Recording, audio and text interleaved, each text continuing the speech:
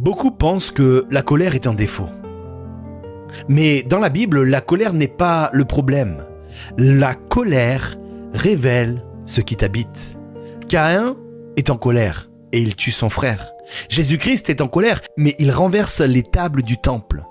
Même émotion, deux réactions, mais deux résultats totalement différents. La colère de Caïn va détruire, la colère de Jésus va purifier.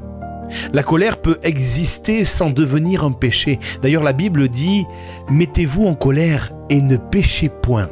Éphésiens 4, verset 26. Comprends bien ceci, la colère devient dangereuse quand elle cherche à blesser, quand elle veut t'humilier, quand elle veut t'écraser, quand elle veut faire payer. À ce moment-là, ce n'est plus une émotion, mais c'est une arme.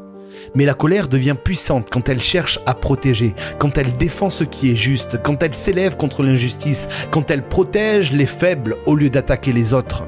La différence n'est pas l'émotion, mais c'est l'intention. La même colère peut détruire une relation ou alors purifier une situation. Caïn a laissé la colère contrôler son cœur, mais Jésus a contrôlé la colère par son cœur. La colère révèle ton niveau de maturité. Soit elle va te dominer, soit tu vas la diriger. La maturité ne supprime pas la colère, mais elle va la canaliser. Alors, la prochaine fois que tu es en colère, ne demande pas comment l'éteindre. Demande plutôt, qu'est-ce que cette colère révèle en moi ? Parce que maîtrisée, elle peut devenir une force, mais incontrôlée, elle peut devenir ce qui va te détruire.